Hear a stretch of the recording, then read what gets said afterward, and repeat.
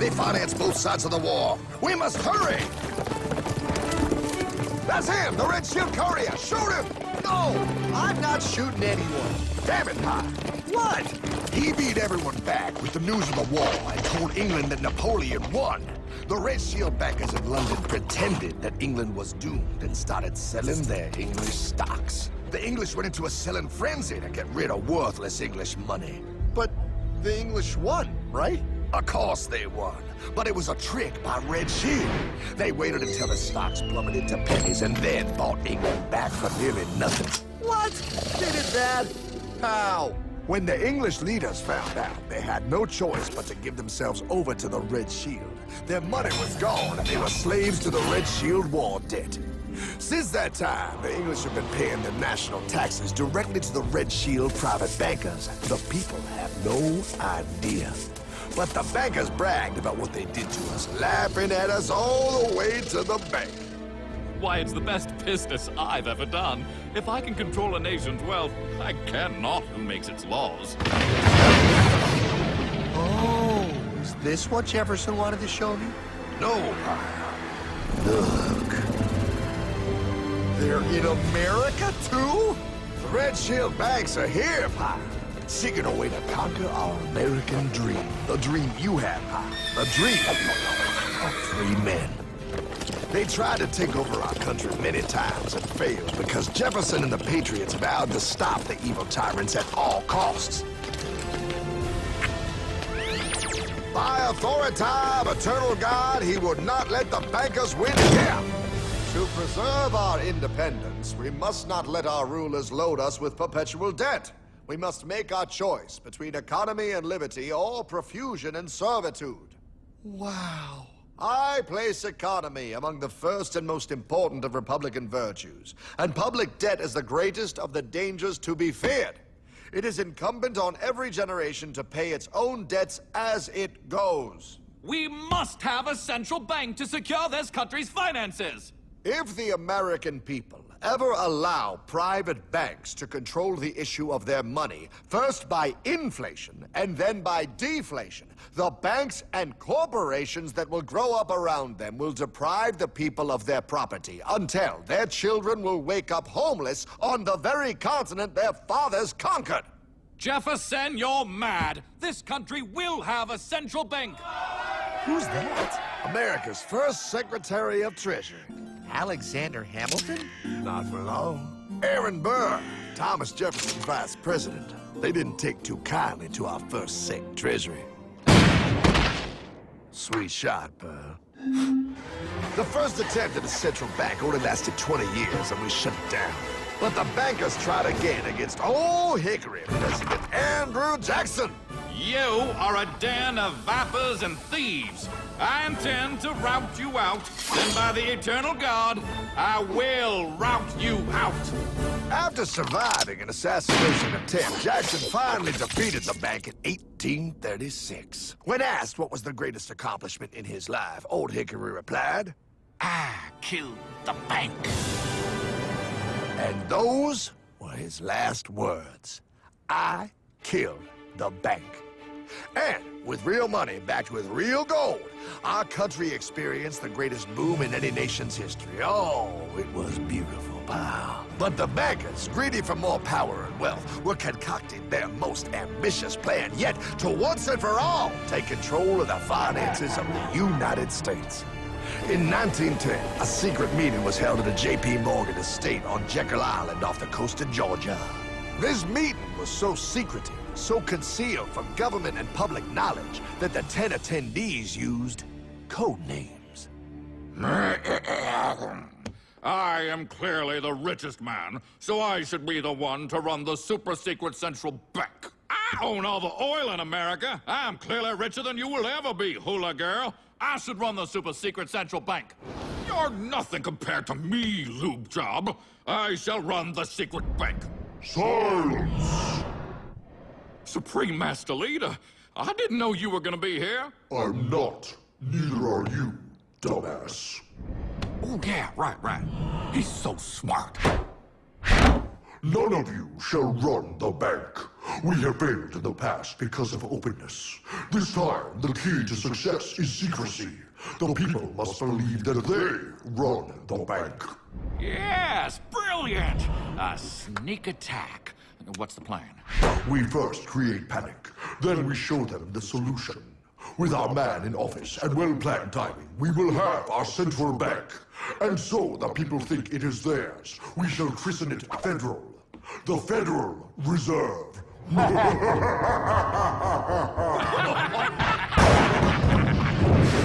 They struck on December 23rd, 1913. When most of our Congress were at home eating fruitcake, these bastards, I mean bankers, presented their treasonous act to their newly elected accomplice, Woodrow Wilson, who had fortuitously already agreed to sign it before he was even elected. Wait, the IRS? I thought we always had the IRS. No, pal. They did this to us too. The Fed now has the exclusive power to print America's money. They loan this money to our banks and our government at interest, putting immediate debt on our own money, printing more and more, so each dollar they print becomes worth less than the one before.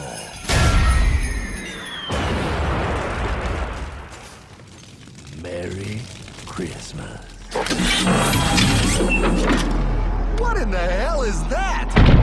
That pie is how our government now must pay back these debts to the Fed. Your taxes do not go to your government. They don't? It's the greatest theft in human history. But, okay, I mean, I sort of get what you're saying, but it's all so confusing. And really, Hartman, I don't see how it affects me at all. If I had more money, none of this would have happened. Hartman?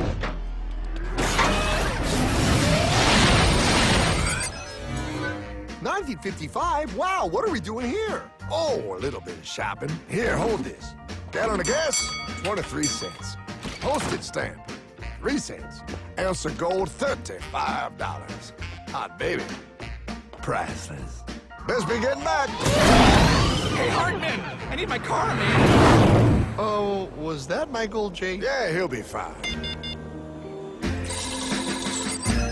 Now, pal, would you agree that you have the same exact things you had in 1955? Yeah, 1 stamp, 1 gallon of gas, 1 ounce of gold, and 1 home. Wow, we just made a lot of money. Gotta pay your taxes. Bet it's nice to have made all that money. Wait, that isn't fair. Now I actually have less money. I can't even go buy the things I just sold. The IRS and the Fed's inflation work together, pal. They aren't just taxing gain, they are taxing their inflation. You are no richer than you were in 1955. Now, does that sound fair or American to you? Yeah, but I mean, who doesn't hate taxes? I hate the IRS anyway. Pal, the higher they make the inflation, the more your money they take. It's thievery. You're not paying taxes on any more. You are paying taxes on the same, and now you have less. They take our property away right in front of our eyes, just like Thomas Jefferson said they would. What's that? Oh, they found us! Quick, my sword! What sword? We don't need your banking machine! I'll condemn you to die, damn it! Die! Pile! The lanky bogey on my 9! Take him at his knees!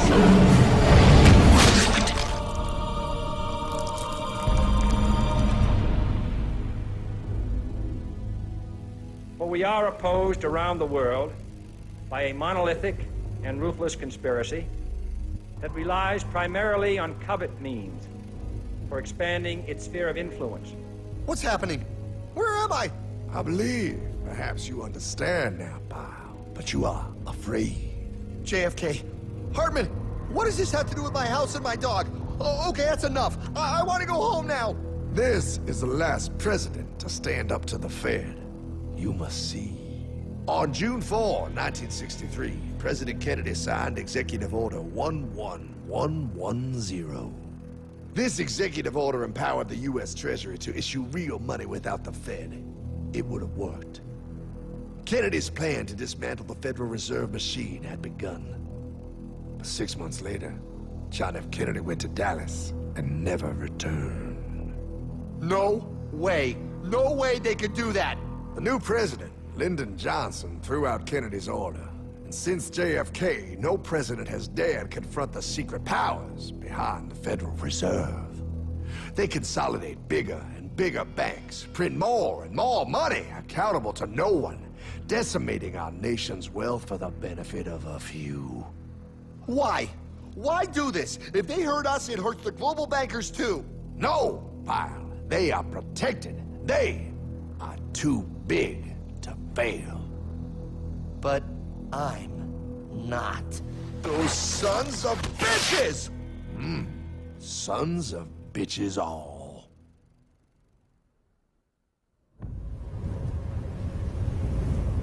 The day was cold. The wind sharp and strong. But we were determined.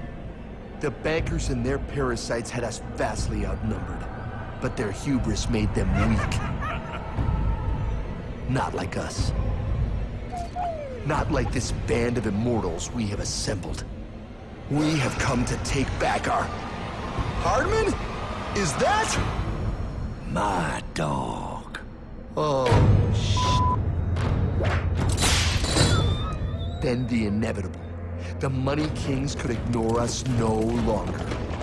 They sent an emissary, a cog in their machine of greed to bring about our submission. Hank Paulson. Hardman, this is blasphemy. We own the corners of the earth. It is futile to challenge us. Oh, I've seen that look before. That of a predator taking in the scent of its prey. Bold, fearless, the look of a free man. You have come far, Hardman. Farther than most. Be smart now. Join us. We will bring you money, power, everything you want. You can be one of us, if you will kneel.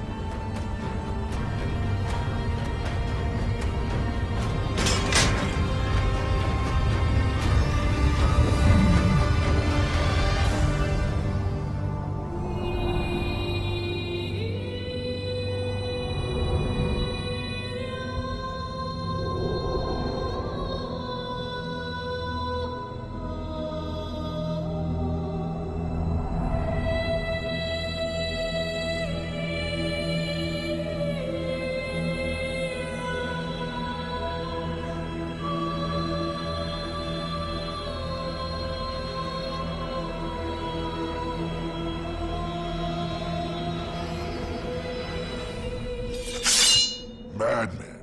You're a madman. We're offering you everything. What do you think this is?